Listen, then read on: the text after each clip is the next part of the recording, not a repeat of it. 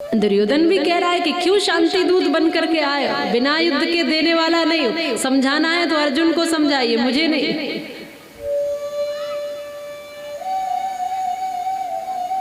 इतना सब किया, इतना पाप, इतना अत्याचार, उसके बाद भी भगवान एक अवसर देते। याद रखिए, जीवन में परमात्मा हमको अवसर जरूर देते हैं, मौके देते हैं सुधरने के, बदलने के, संवरने के, व्यवस्थित होने के अवसर है। ये कथा भी एक अवसर है, इसमें हम अपने जीवन को कैसा बना सकते हैं ये भी एक अवसर है। अवसर देता है परमात्मा, और अवसर को पहचानना है हमको।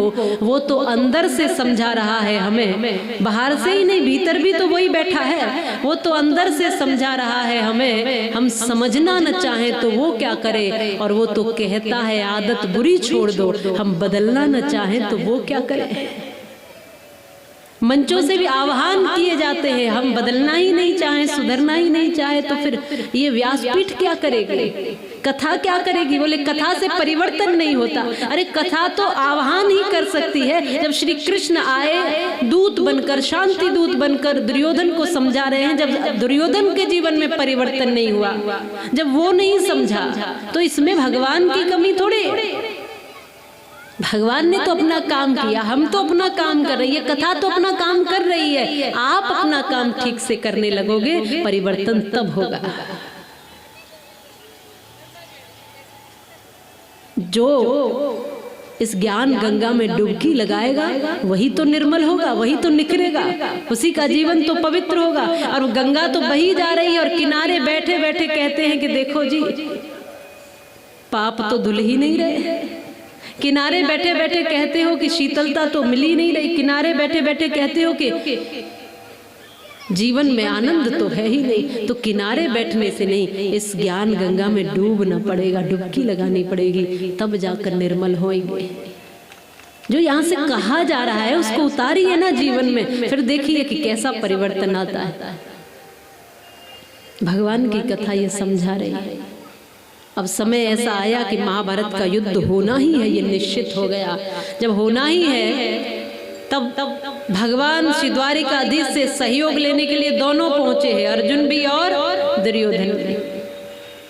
भगवान की जरूरत सभी को है, अच्छा हो बुरा हो, पापी हो पुण्यात्मा हो, चोर हो लुटेरा हो या कोई साधु हो। साधु भी भजन करता है कि प्रभु कल्याण करना, आत्म कल्याण करना।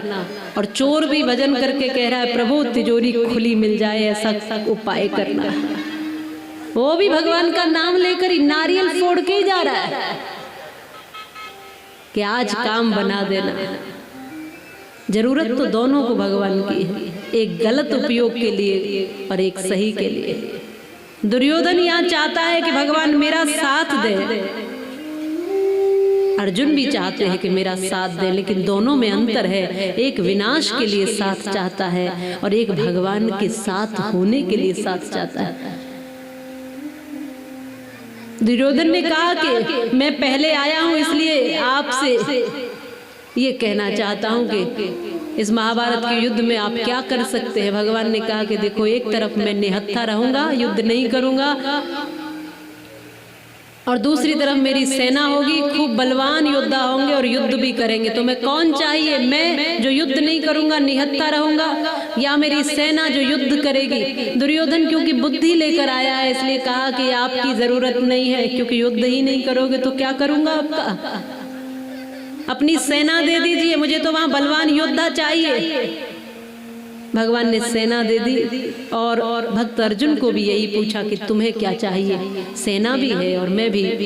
अर्जुन ने कहा प्रभु सेना तो मेरे पास भी है, शस्त्र तो मेरे पास भी है, बस आप मेरे पास आ जाओ तो मेरी विजय निश्चित है।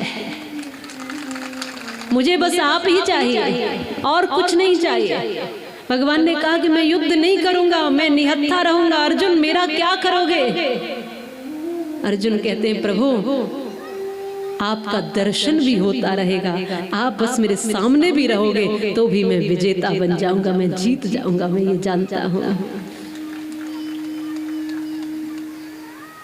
आप मेरे साथ भी रहोगे हर समय तो भी मैं जीत जाऊंगा, मैं जानता हूं।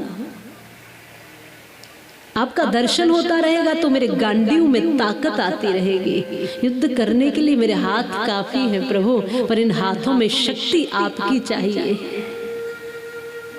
आपके बिना मैं निस्तेज हूँ प्रभु, आपके बिना कुछ भी नहीं हूँ, और अब आप ही पर सब कुछ छोड़ता हूँ। भगवान ने बागडोर पकड़ ली, सारथी बन गए, रथ पर बिठा लिया अर्जुन को, और पूछते हैं कहाँ ले जाना है। अर्जुन ने कहा प्रभु जब बागडोर थाम ही ली है तो अब क्या पूछते हो किधर ले जाना है। जहाँ ले चलोगे वहीं मैं चलूंगा, और जहाँ नाथ रख लोगे वहीं मैं रहूंगा।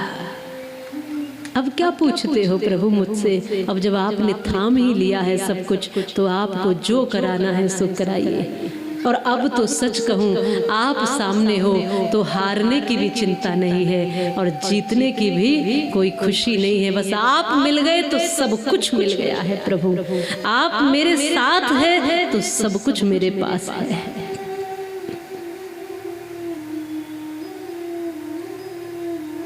एक है भगवान से मांगना और दूसरा है भगवान को मांगना। दोनों में अंतर है। हम ज्यादातर भगवान से मांगते हैं कि ये दे दीजिए, वो दे दीजिए, घर मकान संपत्ति नाम पद जो भी चाहते हैं भगवान से चाह रहे हैं सारे, लेकिन भगवान को चाहने वाले बहुत कम होते हैं। इसमें भक्त अर्जुन हैं जिनके सारथी बने हैं स्वयं श्री कृष्ण। जिंदगी के हर सफर में साथ लेकर एक बार चलने की कोशिश तो करो बांके बिहारी को, फिर देखो आपका सफर कैसा होता है। झूठ मूठ को काहे भक्ति करते हो। अगर भक्ति करनी है तो पूरी पूरी करो, फिर दिखावा क्यों। वास्तविकता यही है कि उसको साथ ले लिया तो फिर वो जाने उसका काम जाने, फिर गोविंद करते हैं जो भी करते हैं। जैसे हनुमान जी कहते हैं कि प्रभु मैं कुछ करता कहाँ हूँ, जो करते हैं सो आप ही तो करते हैं। मेरे हाथ चलते हुए दिखते हैं लेकिन हाथों में शक्ति तो आपकी ही है। मेरी दृष्टि है पर दृष्टि में शक्ति आपकी है। पैर है पर पैरों में शक्ति आपकी है। मन है पर मन में चेतना आपकी है। जो कुछ भी है ये शरीर ये जीवन है, पर इस जीवन में प्राण आप ही तो बने हुए हो। मेरे पास अपना है ही क्या, जो कुछ है सब गोविंद तुम्हारा ही है। जब ये भाव रहता है तो भगवान हर समय हम पर कृपा करते हैं। इस भाव में जीना कि भगवान हमारे आसपास है, साथ ही है। इसलिए जब ये लगेगा कि भगवान केवल मंदिर में नहीं है, अब मंदिर में लगेगा तब तो मूर्ति समय से ही दिखाई देगी। कभी मंदिर का ताला बंद करके रात में आ जाओगे तो भगवान बंद हो गया, अब तो रात भर कुछ भी करो। लेकिन जब यदि ये लगेगा कि भगवान हर समय मेरे साथ है, तो कभी गलत करने का विचार भी मन में नहीं आएगा। विचार से भी बचे रहोगे, बाहर भी और भीतर भी।